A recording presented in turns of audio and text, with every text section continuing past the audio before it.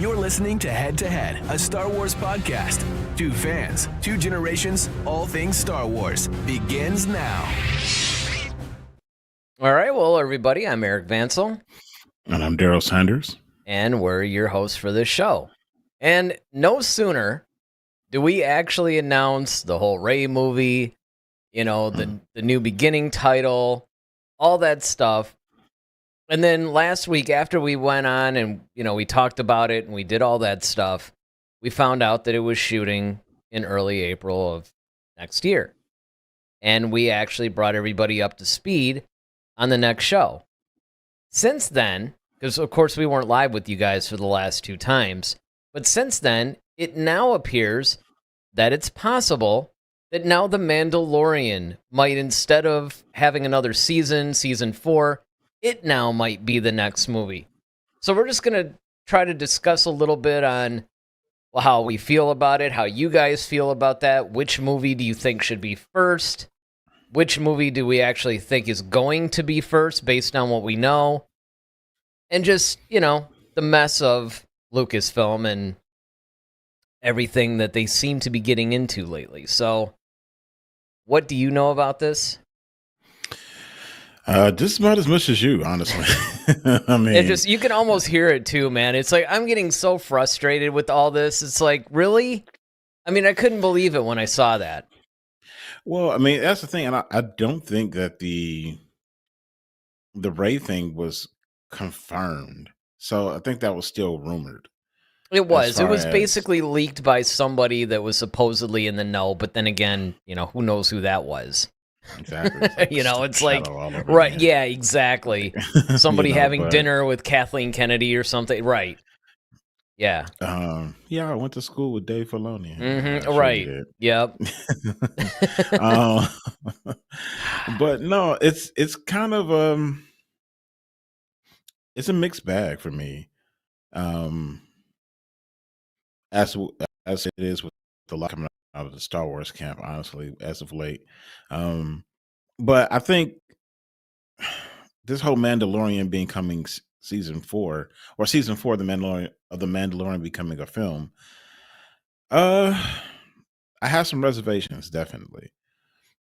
Especially at this juncture. And I'm sure we'll get into that momentarily. But this whole Rey movie, they say that, you know, the script is still not finished, but I guess the premise of it is kind of put out there. That's not what I'm hearing.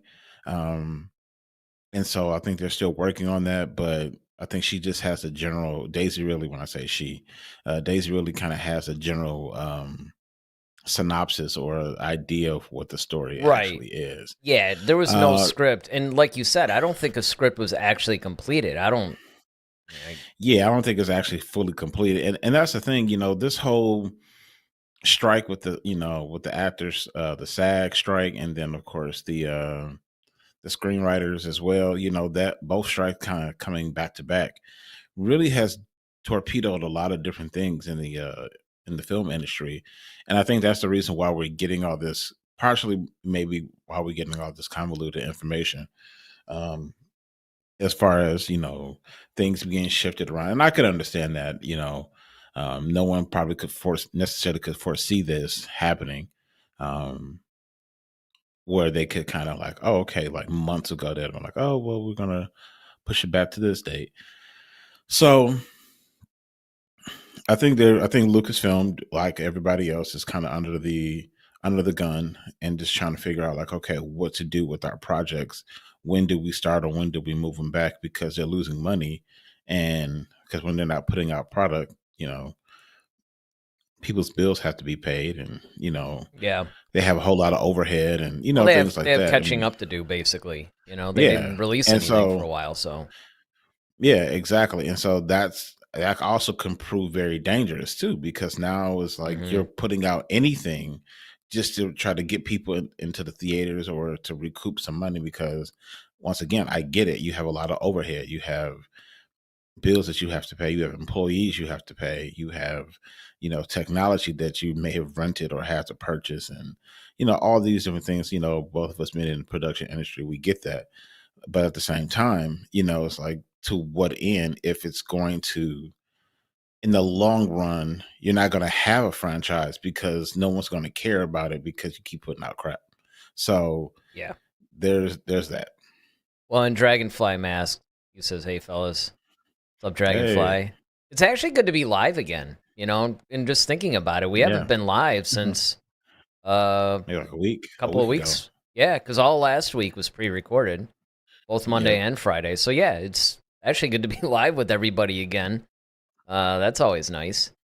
What isn't nice is what Lucasfilm may or may not be doing. Now, again, I do want to preface this by saying I want to give them the benefit of the doubt and say, look, maybe because a lot of this isn't really coming from them directly, maybe a lot of it's just rampant speculation generated by insiders who might just let a little factoid or whatever slip.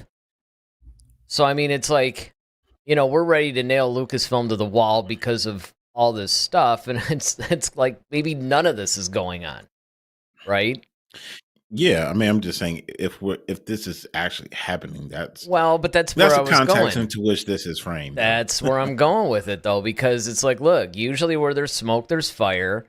And a Hmm. lot of these things were attributed to insider tips. And at the very least, I think that what this is showing is that there's a little bit of a disarray. And it's disappointing because not too long ago, within the last 6 months, while we were doing our shows, both of us were actually giving them credit. Like, okay, it seems like they've learned, they have a plan moving forward. Things seem like they were somewhat organized. Look, the fact that Andor has been pushed back to 2025, which we also announced not too long ago, that's completely understandable. That's obviously strike driven. But they do have a window that they have not moved yet, which I believe is it was the two ones in 26, May and December.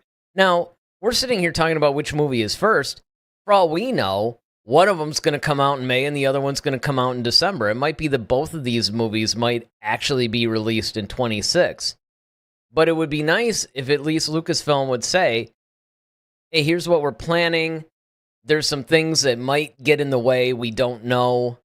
Just something along the lines of an update in order to generate some sort of excitement from the fans.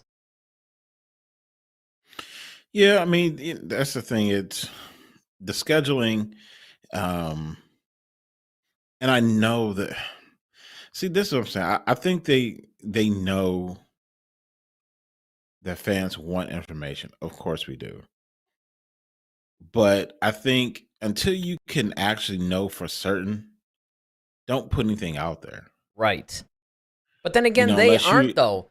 Really, the only thing that I think that was official was the Andor being pushed. I could be wrong, and correct me if I'm wrong, but I don't think Lucasfilm actually said, oh, we're thinking of turning Mandalorian season 4 into a film, or, I think the no, Ray they thing might have been confirmed.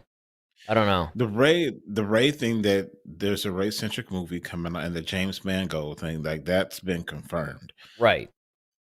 The thing, and they've also confirmed that there are going to be two projects. See, it's more so the dates. Yeah. And see, my thing is, I would rather you tell us what you do know versus what you don't. Like, okay, we know that the James Mangold film, this is what it's going to be. It's going to be focused on, the beginnings of the Force, and so on and so forth. Ray's film is going to be continuing what Luke Skywalker was trying to do, and that's rebuild the Jedi Order, and blah blah blah. Okay, those are the facts. All right, when we have dates, when we're a little bit more sure on when these things can come to pass, we have to get scripts and everything done. We'll give them to you then. See, I would rather you do it that way, and then we can still speculate. Man, I wonder when this thing is coming out. And I'd rather you build that anticipation. It's like, okay, remember those two films we talked about? Okay, May 2026, and December 2026. These are the dates for those films. We're still not going to give you the titles, but these are the dates. I would rather you do it that way, than to keep now we have to figure out, like, we're bouncing all over on the calendar. I feel like I'm in prison or something, and you're trying to figure out, like, all right, um, or my court date got pushed back to the, and I'm playing on the calendar trying to figure out when everything is going to happen. And, I get my anticipation up and then it's taken away. And then, I'm all over the place. And then now you kind of become despondent with it because it's like, oh, new information. I'm like, yeah, they're going to change it in 10 minutes. So who cares? You know what I'm Well, saying? And that's where yeah. a lot of fans are starting to get to. And I actually liken it to where, they would give you a list of things and, you got to like match the, Right. you have to like match, you got 1 through like 10 or whatever and 8 through whatever. And you got to do the whole like matching thing. That's kind of what that is. It's like match the title of the film with the date. Because like you said, they're not telling us what they do know. And they have to know. And I think that that's one of the things that frustrates all the fans is that look, a lot of things are in flux. I understand that both the strikes really did hit all the studios hard. None of that's a mystery. Mm-hmm. And we're not asking for plot synopses or, titles of films or, maybe a full cast or something. I can understand why you'd want to keep some of that under wraps. Sure. But in this day and age, it's like you could at least say, hey, this is what we're looking at. Now, again, part of that might also be because they don't want to get caught again. Because remember, there have been times in the past where they did announce films and then things got shaken or canceled or postponed or, just forever in development. And then they look stupid for announcing it. And so maybe that's why they're holding back. But either way, they should be mentioning something. So I think what we should do now is talk about, we basically went through everything we actually know. So now comes the time that all of us Star Wars fans love to do, and that's speculation. And the question is, and that's for everybody out there too, whether you're watching this live, you chat it in, or whether you're watching this after the fact, leave it in the comments. The question is, there's actually 2. The first question would be, should The Mandalorian stay a television series and come out with their season 4, or should they go ahead and make season 4 a film? And then once we answer that, which movie should be the first one? Ignore production news and all that other stuff. It's like, okay, fine. If we just had the choice between a Mandalorian film and the Rey movie, which one should actually come out first? So leading off with the whole Mandalorian season 4, as of right now, I would say Mandalorian needs to stay on Disney Plus. I'd agree. Simply because of these factors. One, season 3 of The Mandalorian was shaky. And I think you need to rebuild the confidence, a little bit back into The Mandalorian so people feel like, okay, we have a solid thing going. I think that, and I think the reason why they're trying to make, if they actually are trying to make season 4 a film, I think the reason is because of the strike. Pedro Pascal, he's committed to a couple of other projects, so he's not as available. But the problems that you're going to run into if you make it a film, because you remember, like, when we're watching the Mandalorian is a 10-episode series. Well, so essentially that's 10 hours. Yeah. So all that world building, all the stuff that we normally would get, we're not going to get anymore in a film because now you have to condense it to 2.5, maybe 3 hours. Now, granted, there's less chance for filler, which, Yeah, no frog ladies, spider egg, none of that stuff. Yeah, so there's that. And you can kind of get straight to the meat of the matter. However, I still go back to the whole, all right, Mandalorian was created for Disney Plus. It was designed to be a television series. And in my mind, I feel like if you're not ready to end it, I feel like Mandalorian should be ended in a film if you wanted to do it that way. If you try to go it the opposite way, we have a precedent already that's been set in Star Wars that has kind of shown that things that were created for a certain medium don't always transfer well to another medium, except for one, and that's Andor. But if you think about it, Book of Boba Fett, originally that was supposed to be a film. That was supposed to be a spinoff. Yeah. So was true. Kenobi. Kenobi was supposed to be a spinoff movie. Yep. Neither one of those happened, and then we got two kind of crappy shows because they put them on Disney Plus. So I think that things that were designed to be films in mind should stay that way. And then things that are designed to be a series should stay that way, unless you're going to close it out. The thing is about Andor started off, of course, as a spinoff of the movie Rogue One. However, Rogue One was, it's finite. It's done. There's no sequel to it. It is what it is. And all you're really essentially doing is showing like, okay, how do we get it? And it's really only 2 seasons. So it's not like some big, long, elaborate thing. You only got 2 seasons. Okay, we know who Andor, and we still have to see what season 2 beholds us. And we have to see if that's going to be done right. Hopefully it is.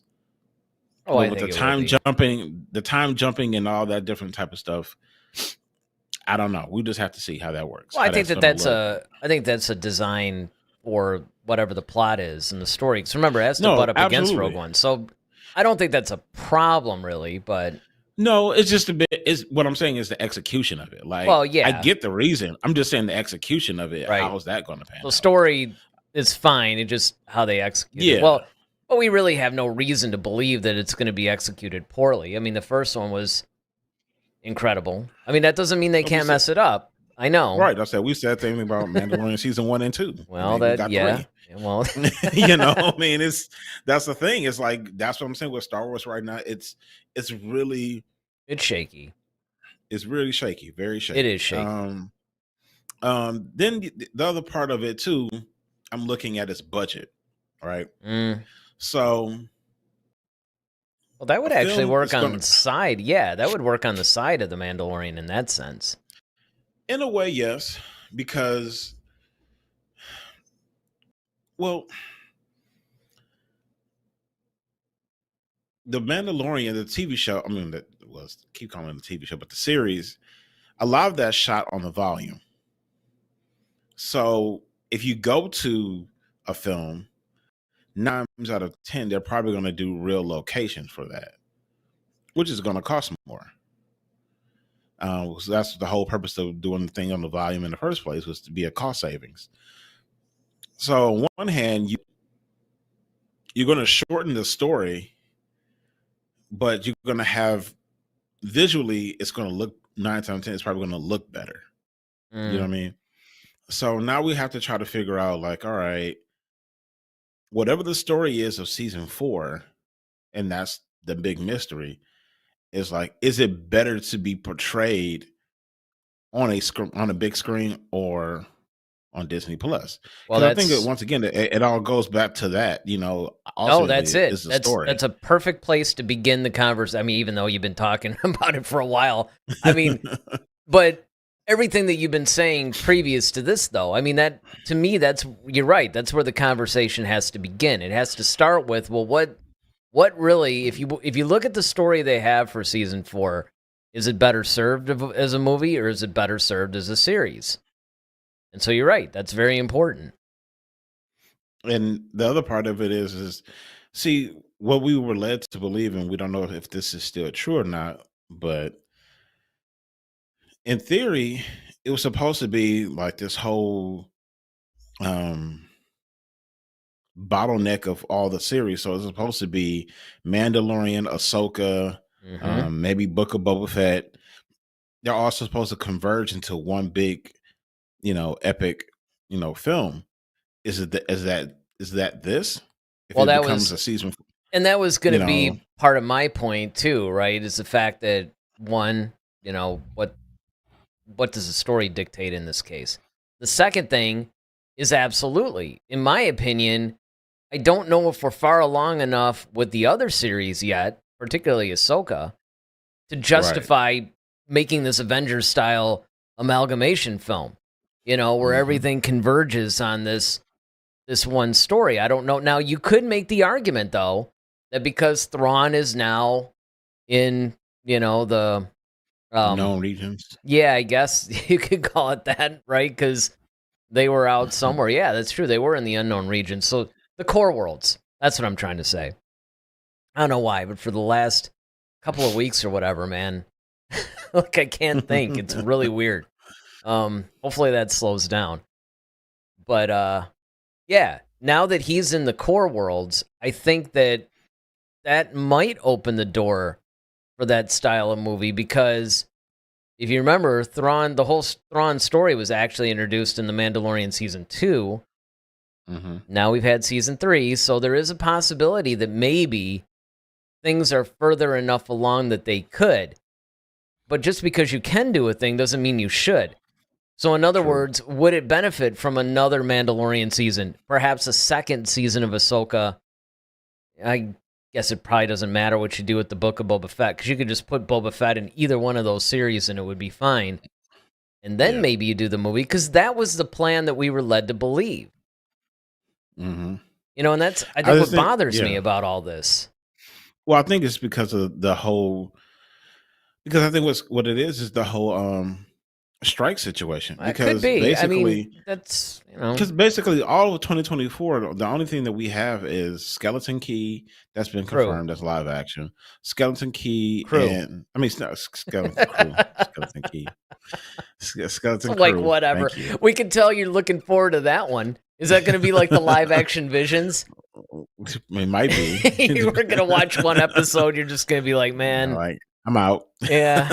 It's like, all right. Can we not review this? Yeah, please. Hey, to my credit, I didn't make us review Resistance. Yes, thank you. I thought about it. That by yourself, because I didn't even watch it. I watched like well, 2 episodes. And the thing is that I was actually thinking about doing it myself. And then I'm like, I don't even know if I want to do this. And keep in mind, I was kind of into it. Like the show is actually, like, the story of that show is really cool, because it's basically like they're this outpost and there's these pirate attacks that are constantly happening. And I mean, there's a lot of really cool, the characters are really fleshed out and somewhat, I mean, they have depth. Sure, the execution is somewhat of that of a kid's show, but, whatever. Let me get this chat from Ted Adam Green on here. He says, "Hey guys, enjoying the continued coverage. And this episode isn't past my bedtime." Yeah. I know. They're, those 11 o'clock shows, man. Trust me, a lot of times they're past our bedtime, too. It's especially like a lot of times after our work days. Oh yeah, after our work days and stuff, and we're coming home, back or whatever, and it's just like, oh man, now we got to do the show. I mean, on one hand, it's kind of cool because you can get a lot of stuff done before the show, but on the other hand, I mean, I'm like almost ready for bed a half hour before we're even going live. I have to really crank myself up for it. So we understand what you're saying. Yeah, that's how we exactly. Yeah, right. Yeah, but see, so we have Skeleton Crew that's slotted for 2024, and the Acolyte that's either 24 or 25. Right? I think it's 24. I think they were saying that Skeleton Crew and the Acolyte were what we were getting. Now we haven't heard anything on anything animated. That I know of. Is supposed to. Well, I've heard rumblings about that, but then it's gone radio silence on that, Exactly, yeah. And weren't they supposed to do something that was similar, kind of like Tales of the Jedi or something? I think they were trying to do another season of that. Yeah. But I think that might have been later. But as far as live action, and I think this is kind of what this conversation is hinged upon, like, when we're talking live action, you have Acolyte and Skeleton Crew. So Hmm. those are the only two programs that slotted for next year. Right. So depending on when those are released, you know, whether and I know they say Acolyte's supposed to be more towards the fall. So I must, and it's presumed that Skeleton Crew is You probably gotta more like towards make the yourself say right. that. It's more towards the beginning of the year, thinking maybe anywhere between January and March, like the first quarter of the year, we're going to get Skeleton Crew. So I was like, okay, well, we have this huge gap in the spring and summertime, and then also the winter because you don't have a film and you don't have any other series that's supposed to be coming out. So Right. you have a lot of dead area for Star Wars content. Now, to some degree, that might actually be a good thing. I think it's a good thing. Uh, and then in some instances, some people are like, well, you kind of got us conditioned to constantly have something going on, and maybe they'll throw in an animated series or something like that, quite possibly. But if not, then we're gonna have to just be, You know what? I think it's supposed we, to come out in the oh summer. boy, Visions. Vision season 3, God, baby. I'm on sabbatical. Um, but so I just think that when it comes to the ensuing year, we really have to kind of like, all right, look at it from that perspective too. And that might be like you said, Eric, that might be the better move because maybe they can really firm up the film if that's what they're planning on doing. But if you're gonna do Mandalorian season 4 as a series, like okay, well then now you have to find time to shoot that, and it won't be ready in 24. So See, that's my thing. I was really shocked by this news because, first of all, they had talked about the Ray movie like it was pretty far along. And mhm. then shortly after that, like I said, I mean, as soon as we were done doing our show on the whole thing and we were talking about the title, all of a sudden now they're saying, oh, this thing's going to start shooting like April 4th or something, which really was kind of surprising because I thought that was pretty quick. But that shows, if that's actually true, that shows that they've done a lot of pre-production. So they're, because there's a lot of pre-production that you have to do on these shows. Oh, absolutely. So, I mean, it's not like the normal, average streaming show. And these are a little bit, there's a lot more prep work you got to do. I mean, I guess shooting in the volume, though, it's not the same as a film, but there's still a lot they have to do. So it's evident because I'm not necessarily convinced that they won't shoot movies on the volume, at least in part. It just depends Yeah, on what they want to I'm do. sure. I Yeah, hope I'm they sure there don't. probably is. I'm sure there probably well. I mean, I'm sure there's hopefully it's more situational. Like, hey, Yeah, like a scene you or know, two, I mean, if they want to do something. But first of all, the other thing, too, is that maybe, unlike the Obi-Wan series, maybe they could spend a little money on the backgrounds, because it looked like that whole Obi-Wan versus Vader duel, like it was either the first one or second the one. first. Maybe it was the first one. Even the second one, kind of.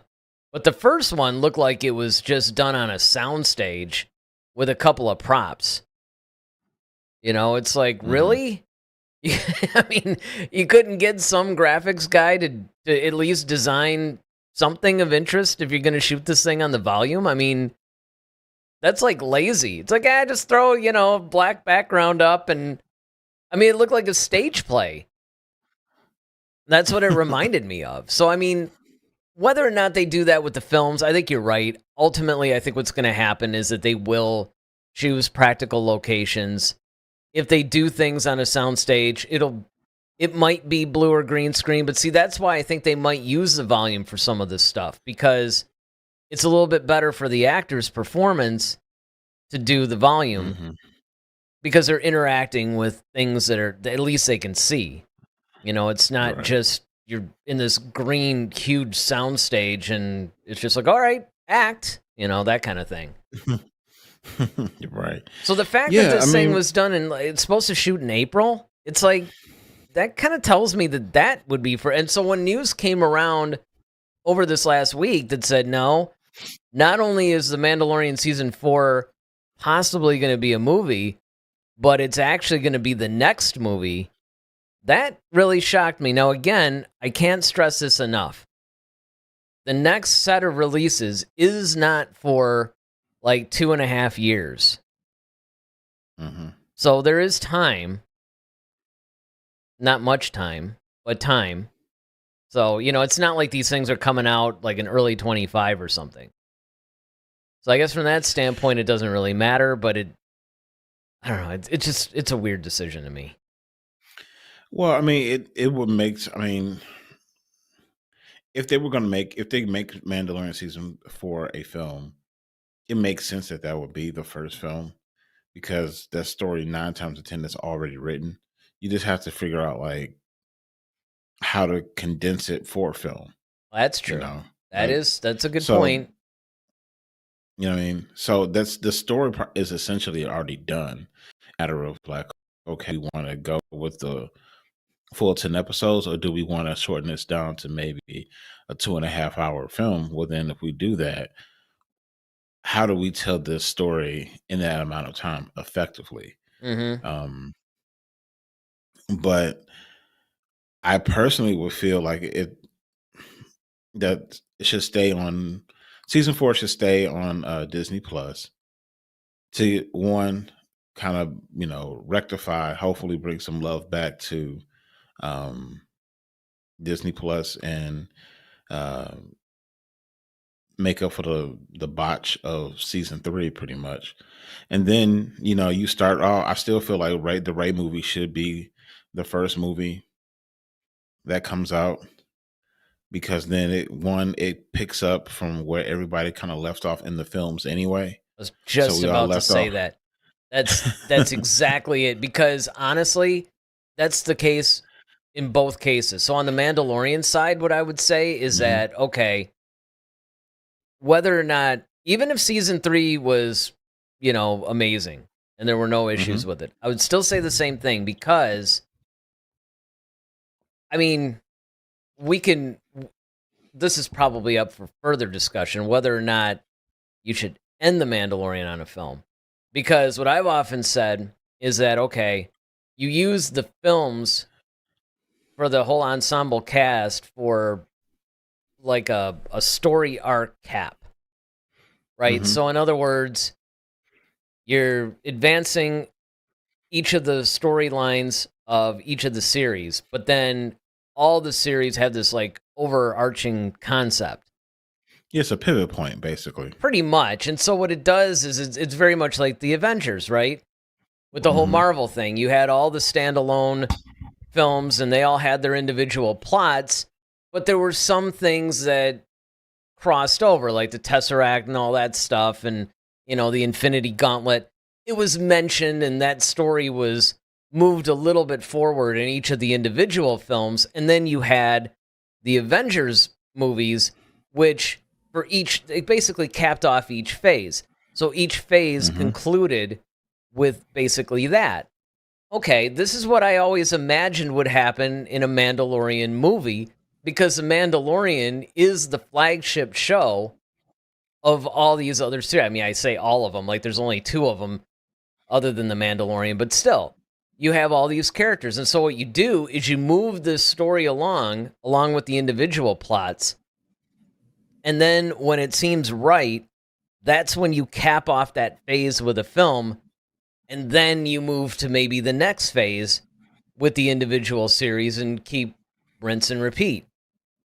Whereas, like you said, with the Rey movie, the last time we saw Rey and the last time we saw that storyline was in the films. So that would be the natural next step.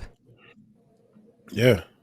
Well, not only that, but I mean, I think if you release, let's just say you do the James Mangold film first, and then you come back with the Rey movie. Well, I'm just saying, like, if you do that, people might once again kind of get confused as to, like, okay, wait, this James Mangold film. Okay, wait, where's the girl? Was this, Well, but it's like I was half joking, but I was only half joking. I was half serious when I said, look, that's all in the marketing. You could release a trailer that's like, you saw how, the Jedi ended or whatever. Now see how they all began or whatever. And that's when you have your Dawn of the Jedi movie. And then after you have all that, well, now here's Rey in her film. And the marketing for that is like, you saw how it all began. Now see it begin again, I mean, it sounds cheesy, but I mean, you could do it that way. It would be easy to frame that where it makes sense. I mean, yeah, but I think that at least if you start off with the familiar, like, okay, people are already familiar with Rey. It's like, okay, we saw that she survived, and okay, she adopted the last name Skywalker. What does she do next? So to me, that I feel like that still be more the natural progression. Like we would want to see that, and then you can do the Dawn of the. See if you. No, I get it. You could flip flop. You're right. That would be fine. In my mind, I would say you would do the Rey movie, then maybe Mandalorian season, or the Mandalorian film. Mm-hmm. So let's say you in season 4, then the Mandalorian. But see, that won't work though. That wouldn't work because remember they have 2 movies slotted for 26. So let's just say that you try to put the Mandalorian film in December of 26, which is when the second film is supposed to come out. Well, I mean, I guess. I'll probably do. I mean, you could, but you'd have to shoot things simultaneously, right? Because. Yeah, I see. It's see what I'm saying? You can't squeeze season 4 in there. So if you want to do a Mandalorian movie next, it would almost have to be season 4 at that point. No, I was just gonna say like do season 4 now as a Disney Plus series, and then the next Mandalorian like that. Let that be the end of the Mandalorian, and then you make it couldn't be the second. It couldn't be the second Star Wars film. That's what I'm saying. Right. Yeah. No, I get it. Yeah. But that said, though, going back a little bit, you might be picking up with the familiar if you're picking up with Rey. But my only concern is that people really weren't on board with that, though. Yeah, but I think a lot of people weren't on board with it because 1, like you had a bunch of wasted characters, and 2, it was poor writing. Not only that, and then you had people. Well, 1, you had all these different directors with no plan. That's number 1. Let's just start. Then you're bringing back legacy characters that you're not really, maximizing to their potential. That's 2, and then the third part is like, all right, we got new characters now that you're bringing in that you're not doing anything with. Benicio del Toro, what's her face? Christie. Gwendolyn Christie. Gwendolyn Christie. I want to say Agatha Christie, but that's the author. Well, anyway, Gwendolyn Christie. I'd pay to see Agatha Christie resurrected as like AI or something. Well, they got Palpatine back. They got they got Agatha Christie as Captain Phasma. That'd be awesome. But Gwendolyn Christie as Phasma. That was a wasted character. Sure. So that's what I'm saying. Like if in a Rey film, you're basically starting fresh again. So like now it's like, all right, you have a central character who, for the most part, most people like. Most people like Daisy Ridley. Well, they like Daisy Ridley. I'm not entirely sure they like Rey, though. Rey. Yeah. I mean, of course, she was overpowered and, but I mean, what's done is done now. We're here now.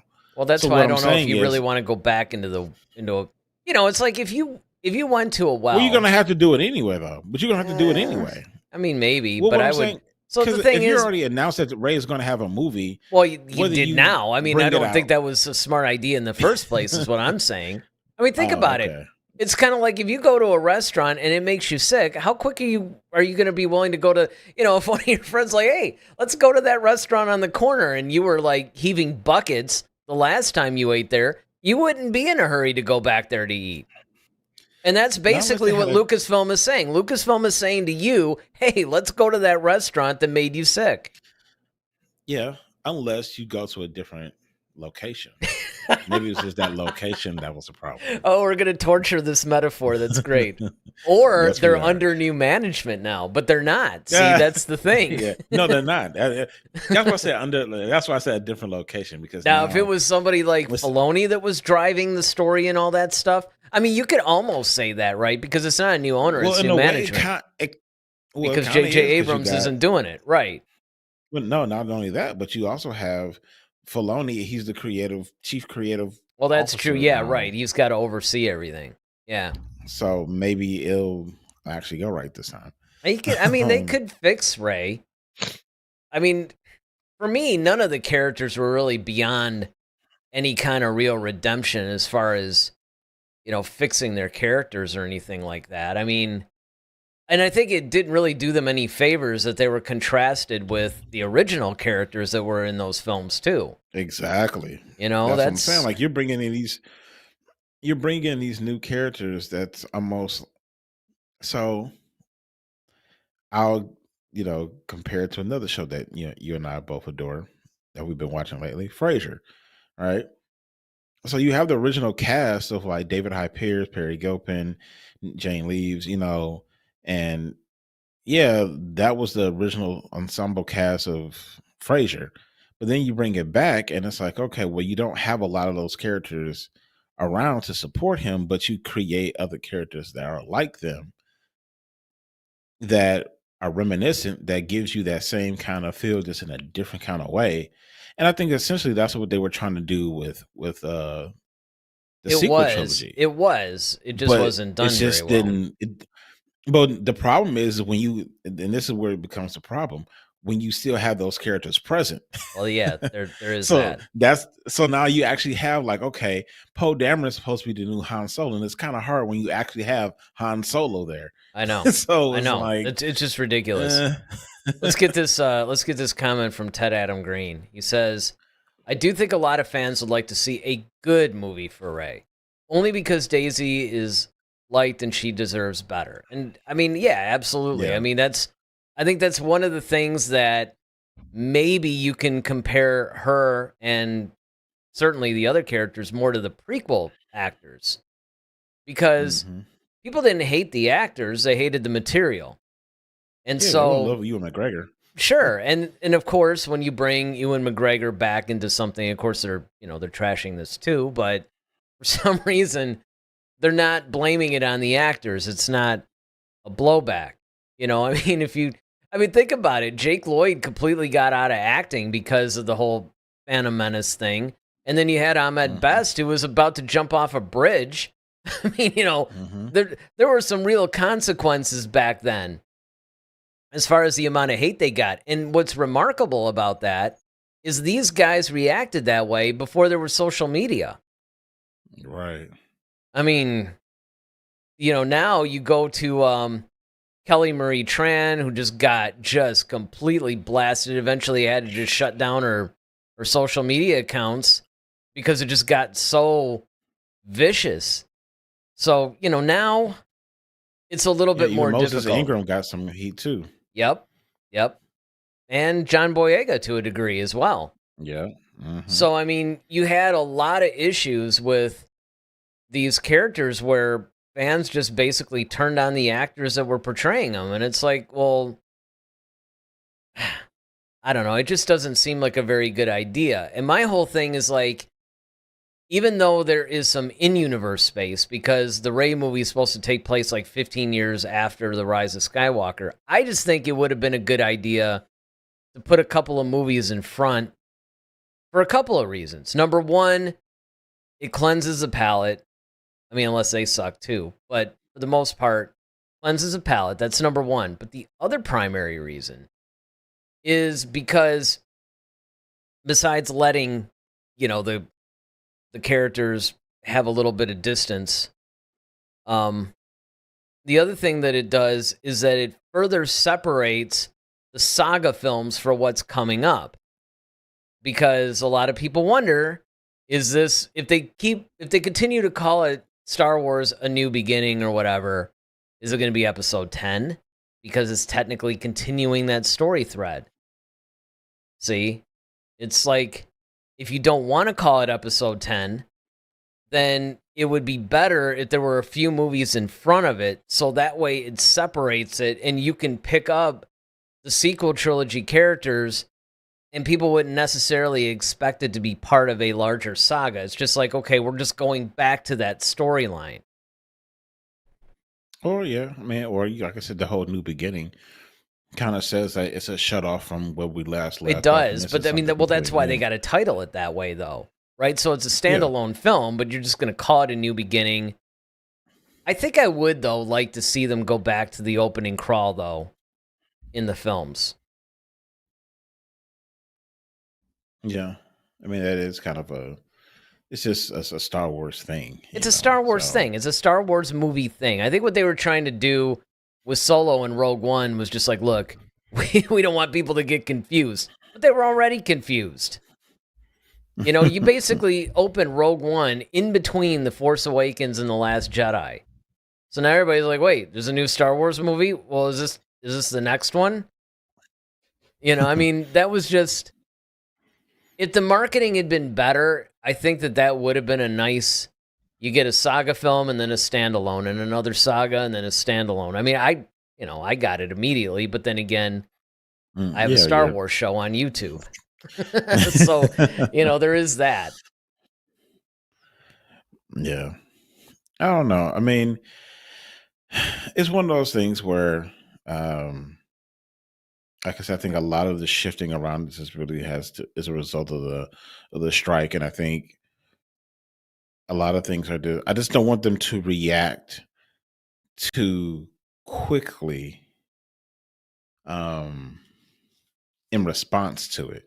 Like I said on the onset of the show, like I know they have bills to pay. I know, people. I'm not trying to hinder that way at all, but at the same time, I think either way, if you don't do it right, you're going to ultimately hurt your franchise, because if you move too quickly and you throw something out there that's going to be crap, you're going to further distance the fan base from the franchise, and we're just going to just be like, to heck with it. But then, if you wait a little bit longer and kind of like make sure you have things done a little bit, it may affect the people, the franchise itself, in the sense of the company, a little bit more. Like, yeah, those, poor folks who are, getting up doing 15, 20-hour days, on set, trying to, make these things happen.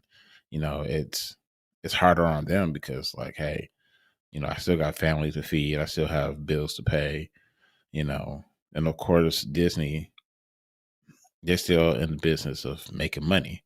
So Yeah, absolutely. It's a kind of a tough one. Well, but at the same time, though, again, as fans, we're okay with however they really want to do this, as long as it's good. My whole thing is quit experimenting with your billion-dollar franchise. And part of that is, I would say, quit trying to put profit before the art, because that's exactly the opposite of what Lucas did. Yeah.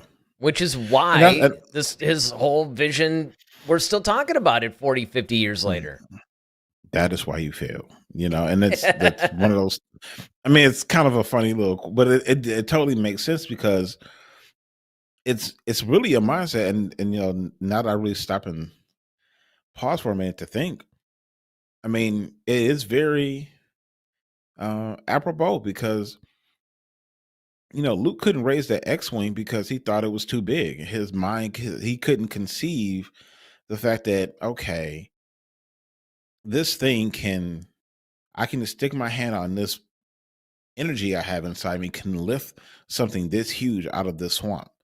And Yoda's like, of course, judge me by my size, do you? And it's like, and then he proceeds to show him that it's possible. And I think it's one of those things where when you look at the franchise itself, it's like right now, Kathleen Kennedy and everyone over there is kind of like, all right, you're trying to do it without really understanding like what the Force really is or what Star Wars really is to people. And once you understand that concept, once you grasp that and realize like what you really can do with it, once you truly understand what it is, then the things are limitless. And unlike George Lucas, because he's the author of all this, he of course gets it. So that's why he was able to at least tell the stories. Now, granted, his execution of things weren't always the greatest, but at least the stories were good. Well, and it stuck to his vision. I mean, it's funny Yeah, that you he stuck chose to that who part of he the is. analogy, because for me, I was going from a different, same scene, Point but of it was view. a different thing. It was a do or do not, there is no try. Lucas would Okay. just do it because he wasn't thinking in terms of the marketing and the profits and, is this going to be $1 billion thing or is it not? He didn't care. They're trying to recreate this juggernaut thing. hmm Star Wars is what it is precisely because none of that was a factor. Now, not everybody was on board with everything that Lucas did, like you said, but at least nobody could say that it went outside of his vision. I mean, if you think about it, it's kind of like you said with the story, right? I mean, yeah, there were some people that did criticize the Phantom Menace's story, like, okay, really, trade routes, and I mean, this is hmm like a council meeting or something, not a movie. But most of the people, by and large, really were criticizing the execution, not the story Right. and the Exactly. direction. Because you had these Oscar-winning or nominated actors who were very wooden and stiff. And part of it is because they're like, dude, I'm in this big giant green room. I don't know what to do right now. hmm Okay, pretend there's a million creatures and this guy's having a conversation with you. And, oh, look, we're going to give you this like wooden stick to talk to. I mean, you can imagine because Yeah, it's Natalie an actor's Portman, mind. it was funny. hmm Natalie Portman is promoting, I forgot what the new movie is that she's got out right now, but she has a movie out right now and she's doing the rounds to promote it. And because Hayden Christensen and Ewan McGregor have all now appeared in Star Wars, they inevitably asked her the question, would you, appear in Star Wars or whatever? And she goes, well, they haven't asked me to come back yet, but she was like, yeah, I mean, I would love to return to the world of Star Wars. And then she went on to talk about how, now she has more experience acting with CGI and all that stuff. Whereas hmm back then it was like brand new and nobody really had done Yeah. it to that degree, And she was like, I didn't really know what to do. Well, yeah. I mean, and that's the thing. Like, so when we're talking about Star Wars, like pushing the envelope, right? So everyone's always talking like, oh, we want to see something new and something fresh from Star Wars. You can get it on two different sides. You could get it from the story, or you can get it from the technology. Yep. And so what George Lucas was doing at the time of the prequels was the technology portion, because he already kind of had the story thing, and people have already obviously fallen in love with the story of Star Wars, hence the original trilogy. So, and the reason why he started with 4, 5, and 6 anyway, because that's the one he could do. He could tell with the technology that was available at the time. And so, like, granted, he pushed a lot of things forward with technology in the prequel trilogy. So the execution of some things just didn't fall the, and especially with him not being a actor's director, it suffered, so um however, when you factor in like the original trilogy, that was all story and technical. He was pushing both, and that's why it was so successful. And when you get to Well, the sequels, actually, go ahead. well, what I was going to say was, here's the key. And you've been hitting all around it, but the technology is driven by the story. Absolutely. That really was the key. The story itself was timeless. So of course everybody's Mhm. going to like it because it's timeless. It's not Yeah. speaking to any one social agenda. It's not, it's not only really appealing to one particular culture, race, country, religion, Mm-hmm. whatever. It's just this timeless story. So the story, I mean, obviously he had to craft something original, and he's just using those themes. But Mm-hmm. the story was never driven by the technology. And I think that that's also a little bit of what Disney is. They build this like really super cool new thing, and it's like, oh, well, what kind of stories can we tell with this technology? And that is the opposite of what Lucas was. Lucas was always, I have a story. How can I use the technology to support this story? Yeah, I gotta find something to build to make this story Right. To tell it, I have to tell it. Yeah, exactly. And to that's where I was going execute with it. like, yeah, when I was going to the sequel trilogy, that was the stark contrast is because now, like you're focused on, the technology of everything and not the story so Right. much. Right. And that's why it lacked a lot of the heart that we all loved in the original trilogy, was because you're trying to push things forward by like, oh, okay, we're gonna make this, you know, lightsaber that looks like, something from like Knights Templar or something like I that. mean, I And kind of we're like gonna that though. I actually thought that was ingenious. And again, we bag on the sequel trilogy. I mean, if you don't believe us, just Mhm. watch our recent review of The Rise of Skywalker, because we did review The Last Jedi and The Rise of Skywalker when they actually were released. But then we went back into what Mhm. is Star Wars series and re-reviewed all the films, including the standalones.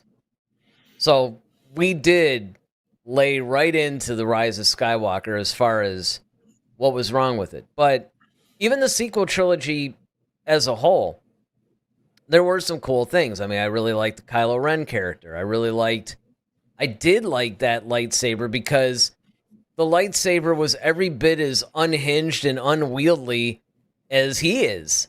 So it kind of reflected it. Yeah, no, I mean, conceptually, I get it. I get that. I just think practically it didn't make sense to me. But that's just, Well, I mean, the way that it was supposed to, because I actually read the how whole it cross worked. guard thing. Yeah, it was like it was a vent because of the way the crystal was or something, and it needed to vent out, and that's why it did it.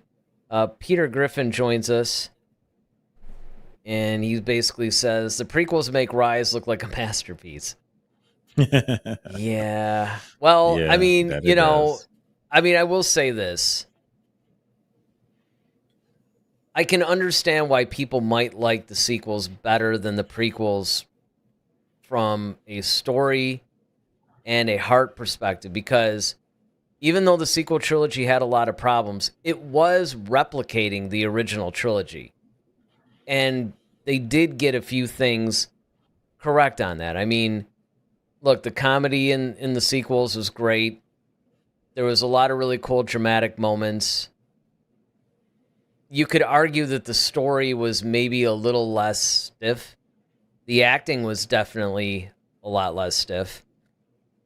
But the prequel trilogy, I think, if you really get past the poor filmmaking aspects of it, the bad direction, execution, all of that, I think that you find there's a lot of meat on that bone, because a lot of canon is driven by the prequels. Everybody forgets that. If you go and you read the books, you read a lot of the comics, you read what's been, I mean, it's standing on the shoulders of the stories of the prequels, even the original trilogy, because again, that's 4, 5, and 6. It's still coming after 1, 2, and 3.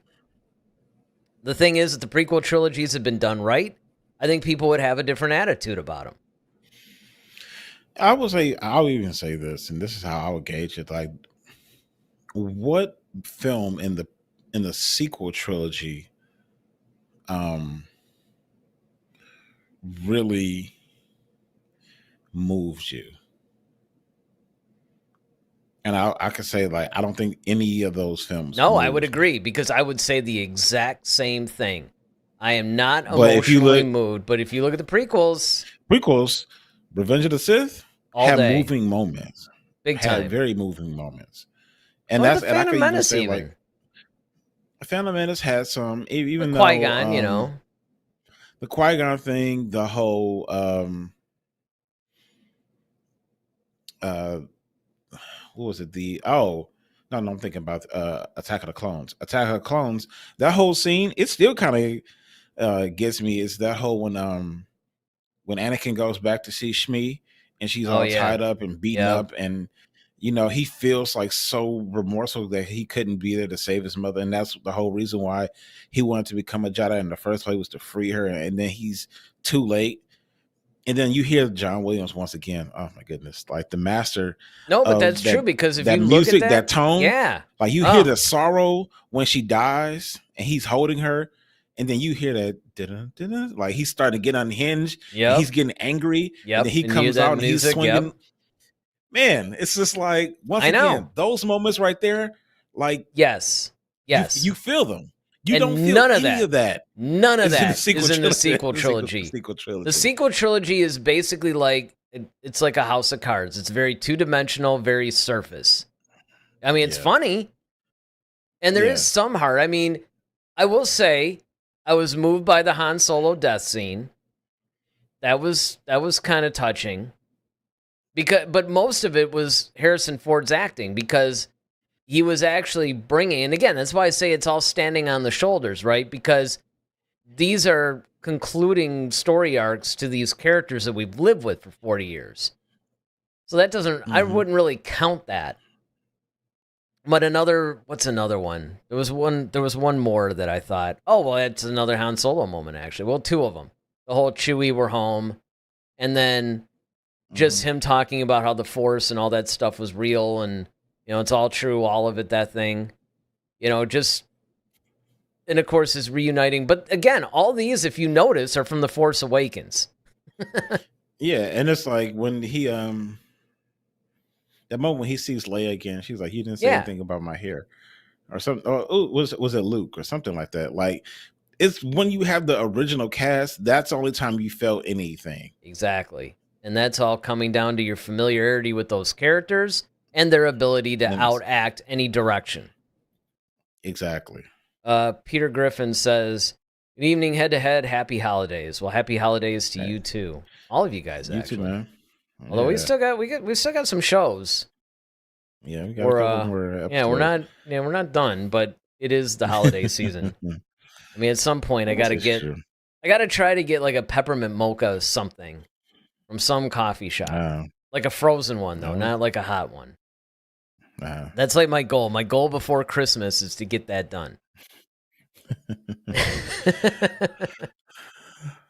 But yeah, I mean, it just, I don't know. I just think that somehow they have to try to recapture the magic of what Lucas had started, and I don't know. I mean, I wouldn't think it would be that difficult, but apparently it is. Well, yeah. I mean, that's why legends are legends. If it was easy, everyone would be able to do it. That's one of those things. This is why this is one of those franchises that stood the test of time. Because it's not an easy thing to always do, and Well, you that's know why what? it has attracted so many people. And I will say this. I think that this is a testament to Lucas's abilities, simply because a lot of people thought, okay, it came from his head or whatever, but anybody can pick up the mantle. Like, anybody that's good can pick up the mantle and do this. And it's like, nope, there's something missing. I think George Lucas is a lot more important to the Star Wars franchise than what a lot of people give him credit for in a lot of cases. Has he made mistakes? Absolutely. I mean, the prequel trilogy, yeah, look, we can go all day. And in fact, we did. Like I said, that whole What is Star Wars series, if you go back and check it out, we were honest. In each one of the films, we talked about what was really good, what maybe was okay, or maybe it was okay, but it didn't land for us, and then what was really bad. Bomb bad at that. Yeah, like, exactly. Panther poodoo, Yes. I mean, it just, I don't know. It's just one of those things where I think that moving forward, what Lucasfilm needs to do is, and we say this all the time, is get back in touch with what made Star Wars what it was, what made it successful. And don't worry about trying to force that. We always use the trying to make a video No, go viral no pun example. intended. You know, Yeah. I mean, we always do that. And it's like, you don't. It's an organic thing. Just let it happen. But, Yeah. until they learn that lesson, I'm afraid we're going to continue to get these kind of projects, and it's going to run the Star Wars franchise further and further into the ground until that one fateful day when a Star Wars movie is announced and nobody cares. That's how in the words of Padme. This is Yeah. how Star Wars is met. So instead of thundering applause, it's going to be Well, I'll tell you what. deafening silence. It's Well, like a here's 1,000 voices cried out, and then all of a sudden went silent. That's exactly it's more like Obi-Wan, right. really. Actually, the destruction of Alderaan was less tragic than this. One, because it's a fictitious planet, so there is that. But I think in a lot of cases too, you're going to start seeing, as time goes on, more YouTube channels going away. Like, people are going to start, because that's another thing that's going to happen. If they keep doing this, I mean, granted, I guess it is kind of fun to have a channel where you could just bag on something for a couple hours. And so there would be some that would stick around for that. But I've often said that if it just got so abysmal, all you and I would do is just keep talking about all the stuff we actually liked. And, having those kind of conversations with people. But I hope it doesn't get to that point. I really hope that whichever one of these two movies they choose to release first, it's, in the case of The Mandalorian, if they do release The Mandalorian Season 4 as a film and it's the next one, there's two things that I hope. Number one, they condense the story down to something that's succinct and just really lean, a lot of meat on the bone, and just a really, really good film. If it's the Rey movie, I hope that they pick up, like they said, 15 years after it leaves off, and maybe they, in the words of the Call of Duty people, maybe they nerf her powers a little bit, and fix a lot of the issues, because they still have time to do this. They don't have to necessarily be in a big rush. They still have time to do whichever one of these they want to do first. They could still do it right. So what would you say, in closing, like what do you think that they have to do? Definitely come up with a plan. And I think that's the first, step. Mm, Really kind of weigh their options and really see like, okay, play the long game. Don't necessarily look at the right now, but what's going to sustain you longer. yeah, there you go. And I think that they have to look at Mandalorian season 4, figure out what that story is, and is it really worthwhile making it a film, or is it better left on Disney Plus? And then after that's done, you tackle that and you just devote. I think that's another thing too, is just devoting like more your energy and attention, like focus it almost like that Death Star laser, how all those beams kind of come together as one big beam. Like that's where their focus and intention needs to be. Well, we got Just the make it. analogies today, man. Well, it's the caffeine, man. Yeah, I guess so. That's why. I guess so. And you just kind of focus that on the Mandalorian, make that as good as you possibly can. Just like knock it out of the park and telling great stories using great technology. Don't skimp, don't cut corners. Like just really just like, you know what? If this is the last thing we're going to make, let's make it. That's the attitude I want out of that. And then after that, which I'm sure if they play that mindset 9 times out of 10, it will be successful. And then you start looking at the next project and you keep just rinse and repeat, rinse and repeat. Well, I agree. I think that you're right in the sense of, and I forgot to mention this in my little wrap up, is the fact that establish a plan first and figure out a storyline. Like, how do you want, and it doesn't even necessarily have to be like a connected thing, because obviously the Rey storyline is going to be a completely different thing from the Mandalorian show and universe. The whole Mandoverse is its own thing. So figure out what you want to do with the Mandoverse. Figure out where season 4 would best fit, as a series or as a leaned out movie, and just do that. And then from there, maybe start to figure out, like you said, where you want to go, plan out the next 5, 6, 10 years of films and roughly what you want to do. Now, if you're doing mostly standalone films and you're not trying to release trilogies or like a saga thing to where, it's almost like you could almost do, we always compare this, right? We always say the James Bond series because there is a loose connection between all the Bond films, but they're pretty much standalone films. Yeah. And so as a result, if they handled Star Wars like that, then I think that it would be beneficial versus trying to get all these connected storylines to line up. And another thing I would suggest, too, is take a cue from the authors, because the Expanded Universe did it, although there was a point where they started to paint themselves into a corner.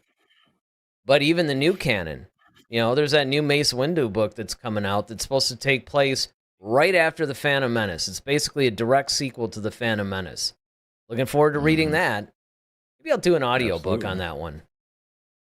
I don't know. We'll see. I kind of like to read the Star Wars books, but the reality is I have so many of them that I'm behind on that it would probably be better if I just listened to them at this point. But we'll have to see. But again, the question naturally falls on you guys. You've heard a little bit of what people are chatting or thinking. Of course, you still have like 20, 30 seconds to do that if you have some final thoughts that you guys want to make, the live audience. And then you guys out there watching after the fact, leave a comment. Which movie do you want to see first? And which movie, first of all, which one do you want to see first? And then, as far as The Mandalorian goes, would you rather see season 4 continue as a Disney Plus series? Or do you actually want to see a movie right away? Let us know. And then, of course, please hit that like button. Hit that subscribe button if you haven't already subscribed to the show. Because, obviously, we're live twice a week. We're going to have some other content coming out. And, we have our YouTube shorts, our little character profiles that come out every day at 7. We got a Discord channel that we're active on. There's a lot going on here. So if you guys want to join a really cool group of people that just like to talk about Star Wars, it's a non-toxic environment, we'd love to have you. So make sure you hit the subscribe button. And again, please hit the like button because that really does help put this show in front of more people. It's not that we're like whores or anything like that, but it does help, right? The algorithm wants you to hit the like button, so we do too. All right, so Friday, we don't really know yet, because we almost never do. We actually did go on a really good run, though, for a while. I think we knew like 2 or 3 weeks out, like what we were going to talk about, which I thought was kind of fun. But that streak is over. So yeah, for the moment. For the moment. We have no idea what we're going to talk about. But you know what? Every single time lately that we've been doing a show, whatever the topic is, like the next morning, we always find out more information that I'm like, it would have been great if we had known about this yesterday and we could have addressed it during the show. So, one thing with Star Wars, it's never boring. We never run out of stuff to talk about. And again, either through Discord or through the comments section, let us know what you guys want us to cover, because we'll do special topics. All right, so with that, we'll see you guys Friday night, 11 o'clock. Of course, it'll be past Ted's bedtime, but we'll still be there. So with that, I'm Eric Vansel. I'm Daryl Sanders. May the Force be with you. Always. Head to Head, a Star Wars podcast. Be sure to follow us on Twitter @HeadToHeadSW. Submit your questions for our next show. Visit our official website at headtoheadswpodcast.com. Until next time, may the Force be with you, always.